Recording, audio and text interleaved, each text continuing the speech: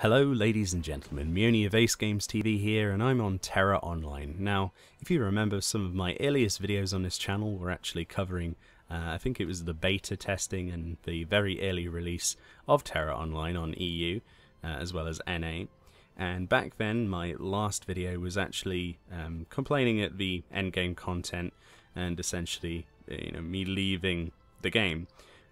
Since then, I've had a few requests to do the occasional video. Only the limitations were that, the game is extremely difficult to gear up in. I didn't have a guild to help me out with the stuff I needed to know, and it's extremely elitist at the end game now, even for dungeons. So you can't exactly enter with your, your just dinged level 60 gear. So regardless, I decided to hop back on today, and we're going to be checking out the Reaper class, which is a new class to the recent patch. I have no idea what changes have happened to the end game and all of that. This is purely my first impressions on this new class.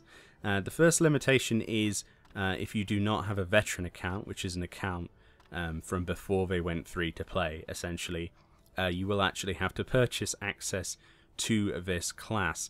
Now, I'm not entirely sure how much that will cost you.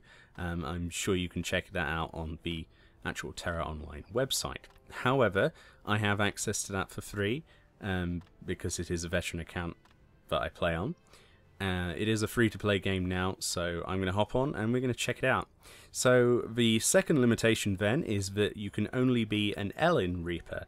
The Reaper class is distinct and unique to the Ellen race, simply because in the storyline, effectively the Argons have invaded Pora Ellanu, which is the Ellen home tree, their home city effectively, and burnt it down to a crisp. And there's nothing the Ellen could do to protect it at the time. A certain group of Ellen went absolutely crazy with vengeance and hatred, and essentially evolved into what is now known as the Reapers, which are scythe-wielding vengeance bloodletting machines, which we'll show you right now. So the first thing you may notice about the Ellen Reaper is that essentially it's a lot like the World of Warcraft Death Knight, in that it starts at a higher level than level 1. So we're starting at level 50 on this Reaper, and that's literally where you start off with. You've only got 10 levels to get to maximum level, which is still level 60.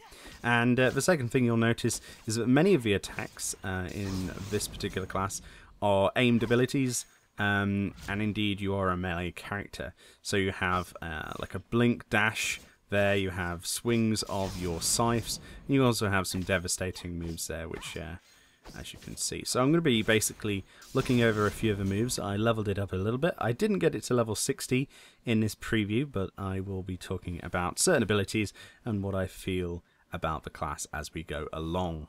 So the first ability here is called Shadow Step, which allows you to leap forward to avoid enemy attacks. So a lot like many of the other avoidance abilities, usually bound to C on the keyboard for a lot of the other classes. You can also Shadow Step twice every 4 seconds, so you get 2 charges with a 4-second cooldown.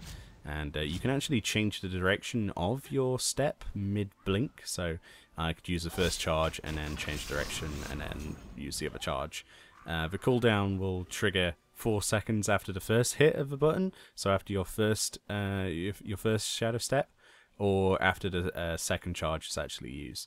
So you've got 4 seconds to use the second charge before it puts on the 4-second cooldown. So the first attack I was actually using was called Spiral Barrage.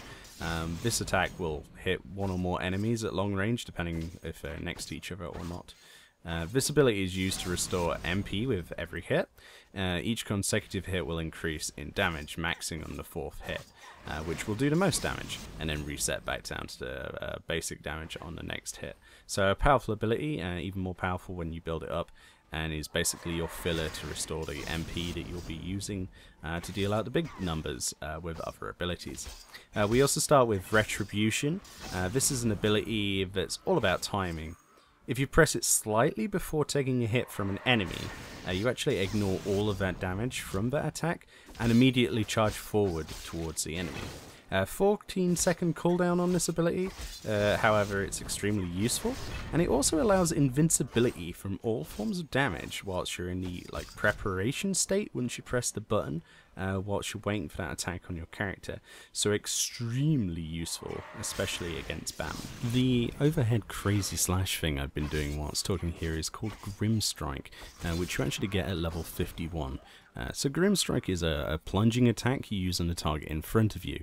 It actually increases its activation speed dependent on if you chained it with various abilities, such as Spiral Barrage, which increases the activation speed after the 3rd, 4th or 5th hit of that ability, or if you chain it with Double Strike, Pendulum Strike, Whipsaw, Death Spiral, Smite or Shadow Lash. Many of those abilities likely won't mean anything to you yet, as I haven't shown them. However, Double Strike is the scissor-like attack I was doing earlier in the video. It's a wide-range frontal cone AoE attack, very basic ability, just part of the small rotation. You get it at level 50 as well. So levels 53 and 54, unlocking some of the more serious damage dealers now. Whipsaw is the first one. This has a 15-second cooldown where you fling your scythes at the enemy within range to inflict multiple hits and regen some of your own HP.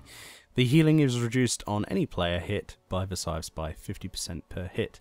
That doesn't apply to monsters, so you get the full 100% that you normally would, but only 50% from players in PvP. You can use Whipsaw to interrupt your own skill actions whilst you use them in a chain with Spiral Barrage, Double Strike or Pendulum Strike. So this certain ability is extremely useful for regenerating HP. There aren't many ways you regen HP in this particular class, apart from siphoning from other enemies, a lot like a Death Knight in World of Warcraft. So in this case you would be ripping it out of them with your scythes, which is pretty cool. At level 54 you get Sundering Strike. Now this one's really cool. It's a 21-second cooldown, but it's an explosion of death, this one, where you place shadows in front of you with an attack. So you actually attack and then place shadows on the floor, which do more damage to enemies with lower health. So this one is ideal for large AoE packs and much smaller adds in fights. The shadows will explode after 3 seconds, the ones you place down with that attack, and they deal additional damage. So that also is increased if the enemies have lower health. The lower health they have, the more damage it does. This strike activates faster when you chain it with Double Strike or Grim Strike, so that's worth bearing in mind as well. Very cool, this one. Slow to place down. It's not like instant the animation takes place, but really cool for planning for large AoE packs, or if you see them training towards you. Very useful indeed. So what do I think about this class? So here we are, we're fighting a big ass monster here. Obviously we're only at level 54 here, so we've got 6 levels to go. There are presumably a lot more abilities, but I kind of like it, honestly. It was a lot more rewarding than a sorcerer at this early level. The sorcerer only really gets the big damage dealing abilities at level 60 in my opinion. It was nice to see that we had, we've got self-healing here, we've got some really cool flashy effects. We're using frickin' scythes, we can blink through an enemy essentially to the other side. We don't have to jump backwards or blink to the side of it, we can actually blink through the enemy. Here I am sucking really bad, I apologise for that. But all in all, it's really well designed. I feel that the whole idea behind the Reaper class is combinations, basically. It's a lot like playing a rogue. You kind of having to do a routine of combos to be able to pull off your maximum damage. I do like the survivability. The HP regen on one of the slashes is nice. It's a welcome change. I feel that the damage done by the shadows there should be increased for all levels of creature, basically, of all HP of creature. I feel that it's a little bit punishing in regards to only being useful for smaller packs really, but I don't know what ability comes next. Like I say, this is my first impressions. I've only covered a few abilities here today, but this is essentially the Reaper starting area that I've been doing here. The zone in itself is quite nice. It's interesting to see a burning poor Elenu. This is the like a major boss of the area, I guess, that we have to beat until we can go to the rest of the game, where we'd presumably level the last 5 levels to level 60.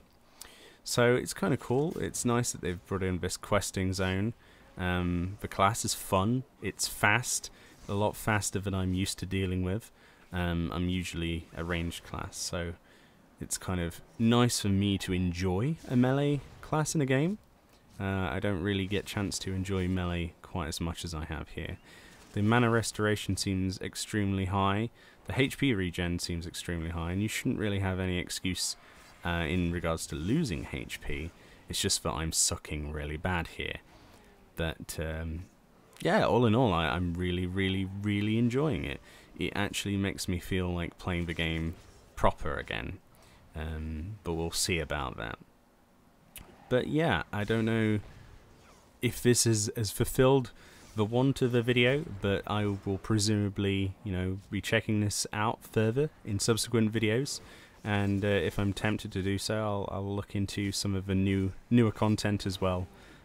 If you have a guild on EU, then feel free to let me know if you're willing to accept someone who is slightly undergeared on my sorcerer, or on this, if you want this as well. I don't mind. If you want me to cover stuff like that, like I used to do, I'm going to need some help to do so. I can't do it alone. But yeah, thank you very much for watching this. I've enjoyed making this video, and I will see you next time. Monster down. Oh yeah. Look how cool she looks. All bicklets must die.